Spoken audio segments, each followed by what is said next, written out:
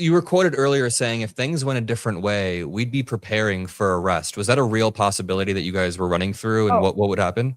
absolutely. All right, we have some good news. Donald Trump and Pete Hegseth have been desperately trying to politically persecute a few key Democrats for the past few months.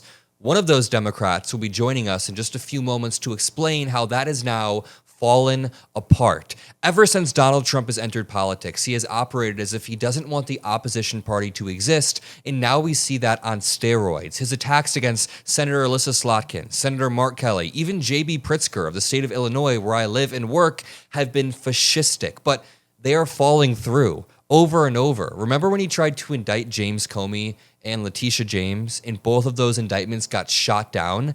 We're getting to a point where individuals are holding up our institutions more so than the leaders who inhabit them. We're getting to a point where people on a singular level, one or two people, can make a decision that allows an institution to continue to thrive. For example, Jerome Powell, who was actually appointed by Donald Trump.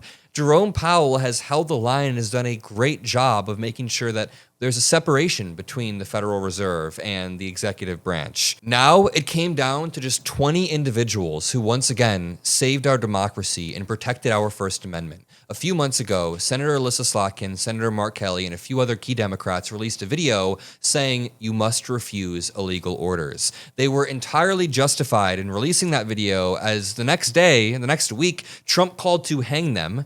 Pete Hegseth allegedly gave illegal orders to strike boats. I mean, repeatedly, we have seen potentially illegal orders, so it was good that they made this video. But that pissed off Pete Hegseth. That pissed off Donald Trump, who then tried to surgically target these 6 Democrats and tried to indict them. They called for the hanging of Senator Elissa Slotkin and Senator Mark Kelly. So without further ado, I'm going to bring in Senator Slotkin to break down how this has all happened. Make sure you drop a like below and watch until the end. That is the best way to help boost this pro-democracy message, and you can subscribe to both me and Senator Slotkin below. Thank you all.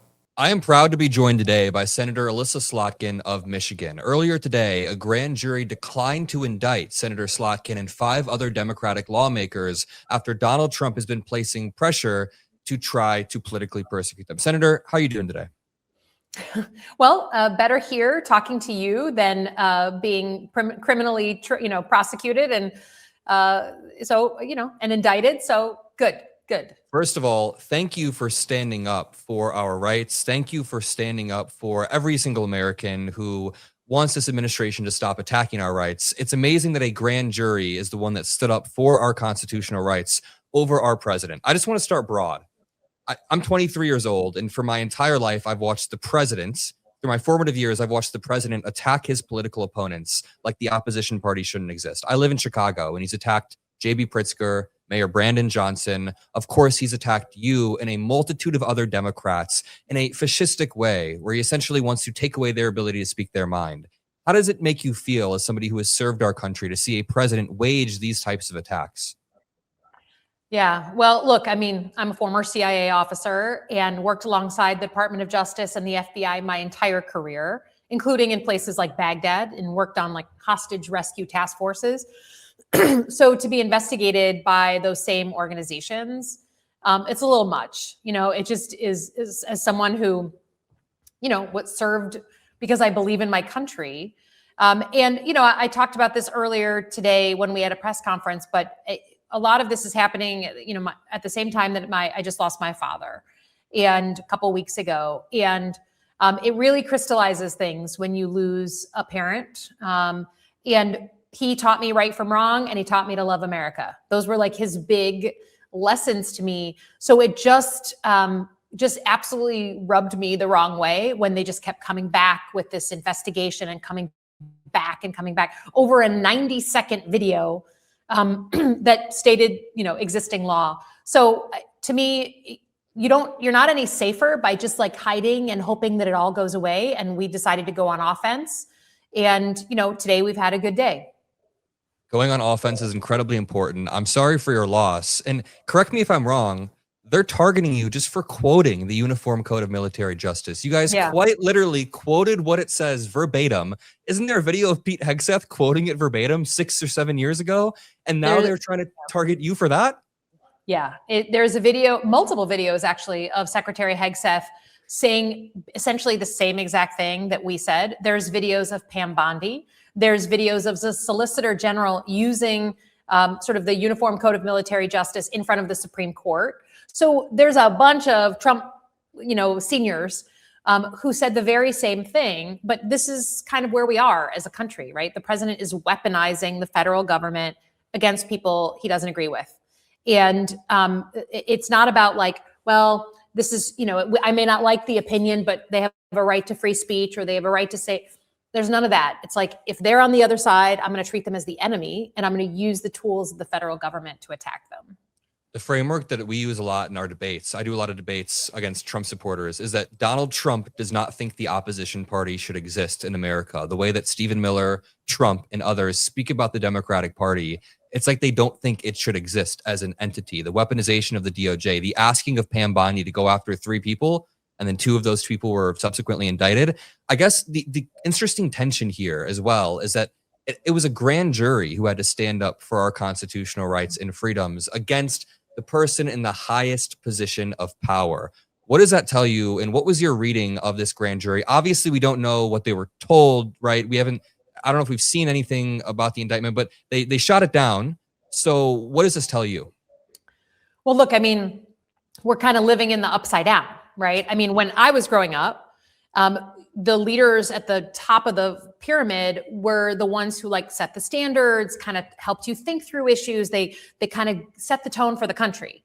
And now it's the opposite, right? It's like the people on the ground, the youngest people, they're the ones who are actually fighting on behalf of our democratic values against the leaders at the top. So it's a completely flipped paradigm from the way that I grew up.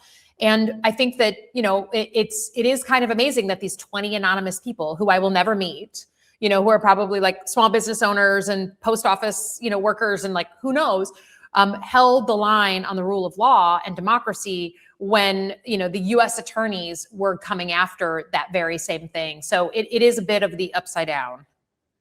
And you were quoted earlier saying if things went a different way, we'd be preparing for arrest. Was that a real possibility that you guys were running through, and what would happen? Absolutely. You have to think through these things. And by the way, I don't have any strong feeling like this is over. This is just this chapter. Yeah. And we've written to, the Department of Justice and FBI and saying, okay, can we now call this done? Can you end this investigation? Can we have your word that this is done? But we're under no illusions that if Trump sees our press conference from earlier today or sees this video or whatever, that he won't just start the same exact cycle. Nope, go after them again, hit them again, hit them again. So we've sort of won this chapter, but the book is not over. And then I guess as a broad final question about the next stages, I touched on this earlier, but again, it's disheartening as a young dude when I try to look to the president for moral clarity, and he's posting AI videos of former presidents as gorillas. He's posting an AI image of my city of Chicago almost being invaded by the Department of War. Again, it fits perfectly into your point about the standards currently not being set by the president. They're being set by people who aren't in positions of power. So where do you think we go in this next stage of either 2026 through 2028 or the Democratic Party after 2028 in order to remedy the abuses, the weaponization of our justice system, and the breaking of norms? Obviously, that's a big question, but how do we restore a type of steady-handed leadership that America needs? Yeah. Well, I think the path is we got to flip things in the midterms, right? There's just a practicality that we want at least one house of Congress back. Then we need actual Democratic candidates in the presidential race who are going to have an affirmative, positive vision of what they are going to deliver to the American people, not just criticize Trump, right? It's the only way to win general elections, right? You can win a midterm when people are big mad at the guy in the White House, but to win a general is harder. So we got to do the thought leadership, the Project 2029 that we don't typically do as Democrats. And then once we get that Democrat in, whoever that is, we need a cadre of people who are going to say, okay, man, it turns out that a lot of things we thought were law in our government were actually just practice, and kind of gentleman's agreement.